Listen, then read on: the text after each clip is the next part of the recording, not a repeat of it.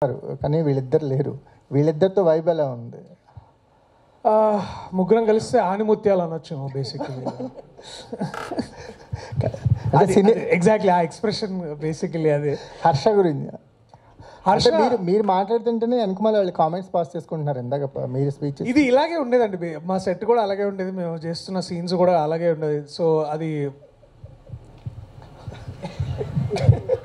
కొంచెం పక్కకు తిరిగి మాట్లాడదా. So it was all about good conversations and good food.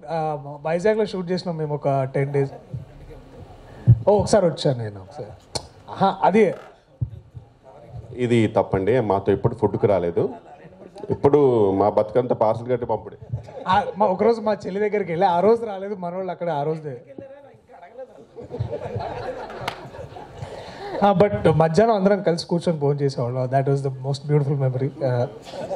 ఆ షూట్లో మళ్ళీ మన సాయంత్రం హోటల్లో మళ్ళీ తినేదా. బట్ ఇది అంటే నేను ఇంకా చాలా చెప్పాలని ఉంది, బట్ ఐ థింక్ సినిమా చూసిన తర్వాత చెప్పండి. వాళ్ళే పర్మిషన్ ఇచ్చారు.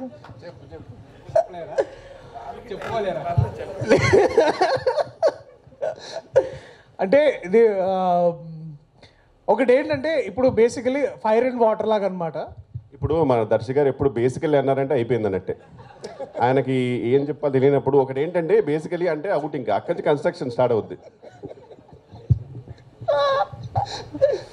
సార్ హర్షకు సార్ మైక్ ఇవ్వండి సార్, ఏదో చెప్పాలనుకుంటే.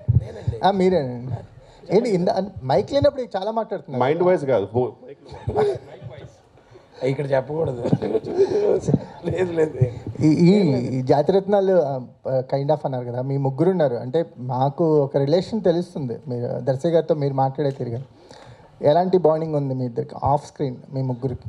ఇందాక నుంచి చూస్తున్నారు కదండి, చాలా బాండింగ్ ఉంది. మీ వాయిస్ వినల్ కిషోర్ గారికి వినిపిస్తుంది, మాకు వినిపించట్లేదు. అంటే మా ఇద్దరికి ఉన్న బాండింగ్ అలాంటిది సార్, ఇలా చూసుకుంటాం అంతే. అది చూపులోనే ఆల్రెడీ బ్లూటూత్ కనెక్ట్ అయిపోయి ఉంటుంది. అంటే ట్రైలర్ లో మీ డైలాగే చాలా ట్రెండ్ ఉంది, పింగాణి ప్లేట్ లేదు. అది సార్ స్పెసిఫిక్ గా రాసి దాని డిక్షన్ లో చెప్పించారు అనమాట. సో అట్లా చాలా అందరు క్యారెక్టర్స్ అలా తరోగా ఎంజాయ్ చేసి చాలా అంటే నిలబడిపోయే క్యారెక్టర్, అంటే గుర్తుండిపోయే క్యారెక్టర్ లా అనిపిస్తున్నారు. నాకు నేను ఎంజాయ్ చేసిన క్యారెక్టర్. పాపం సార్ ఏదో ఫన్ గా అడుగుతుంటే నువ్వు ఒక్కొని మొత్తం ప్రొఫెషనల్ గా ఆన్సర్ ఇస్తున్నావు. నా బయోపిక్ లో కూడా కొన్ని సీన్లు ఉండాలి కదా. రేపు ఇలా ఒకళ్ళు అడిగారు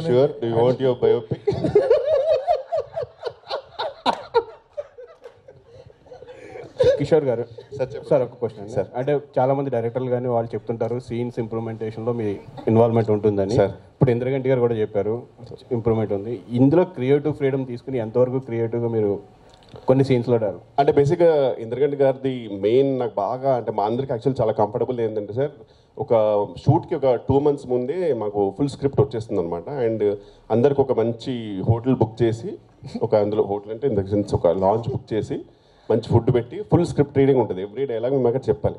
సో షూట్లో చేయాల్సిందంతా అక్కడే అయిపోతుంది సార్, చాలా ఫన్ ఉంటుంది యాక్చువల్లీ. ఫుల్ డే జరుగుతుంది అది.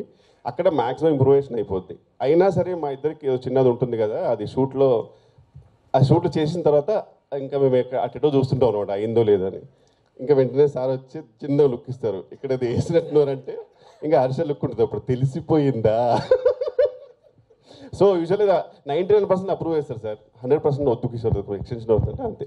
బట్ ఏదైనా సరే పర్ఫెక్ట్గా అప్రూవ్ చేసిన తర్వాతే ఉంటుందండి సార్. షూటింగ్ టైంలో యాడ్ చేసుకోవచ్చు, కానీ డబ్బింగ్ వచ్చేటప్పుడు కొంచెం మరి అక్కడ మీరు ఎలా మేనేజ్ చేయాలి? డబ్బింగ్ సపరేట్ సినిమా సార్ అది. మళ్ళీ డబ్బింగ్ మొత్తం అసలు చాలాసార్లు ఈయన ఎమోషనే మార్చేస్తారు ఇతను డబ్బింగ్లో. అలా ఉంటుంది. సురేష్ గారు ఉంటారు కదా.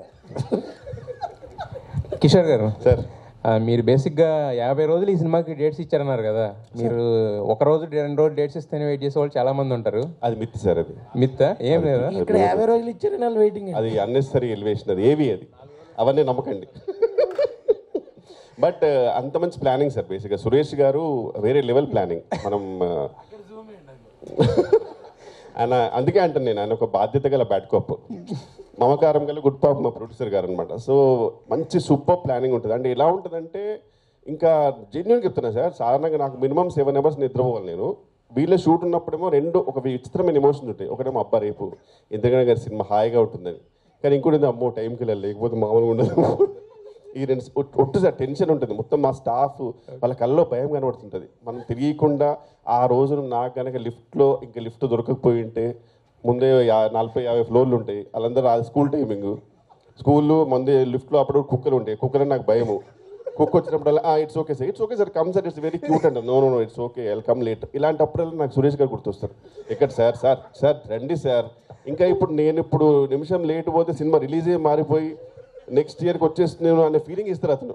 ఆ టెన్షన్ తోటి సార్ షూటింగ్ వెళ్ళేవారికి, వెళ్ళిపోయిన తర్వాత ఒక్కొక్కసారి తెలియకుండా సార్ అప్పుడప్పుడు అందరికన్నా ముందే వెళ్ళిపోతే ఆ ఆనందం సార్, ఎన్ని లక్షలు సంపాదించిన ఎన్ని కోట్స్ సంపాదన ఉండదు, అందరికన్నా ముందు వెళ్ళిపోతే సురేష్ గారు ఒక లుక్ ఇస్తారు, తొందరగా వచ్చారు సార్ ఈరోజు అంటే చాలా బాబు జీవితానికి అనే ఫీలింగ్. అది ఎన్ని కోట్లు ఇచ్చినా రాదు. అయితే ఇందాక స్టేజ్ మీద అందరి గురించి చెప్పారు, మీ బెస్ట్ ఫ్రెండ్ అయిన హర్ష గారి గురించి ఏం కామెంట్ చేయలేదు, నో కామెంట్ అన్నారు. అంటే కాదు సార్, మాకు యాక్చువల్గా మా ఇద్దరికి ఒక కాంట్రాక్ట్ ఉంది, ఒకళ్ళు ఏమనుకోద్దని. ఎందుకంటే చాలా ప్రాబ్లమ్స్ ఉంటాయి, ప్రాక్టికల్ ప్రాబ్లమ్స్ ఉంటాయి. నేను సిన్సియర్గా ఉన్నాను సార్, ఆయన లేడు, అంతే తేడా. దర్శి గారు చెప్పండి. కోర్టులో సూపర్ సక్సెస్ కొట్టారు,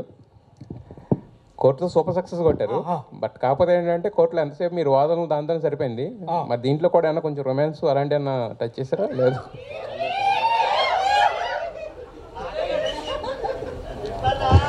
చేశాను. ఇందులో రొమాన్సే చేశారు, మధ్యలో వేరే సీన్లు చేశారు. ఇంద్రగంటి గారు, జాతకం ప్రకారం అయితే ఈ సినిమా రిలీజ్ అయ్యి ఆల్రెడీ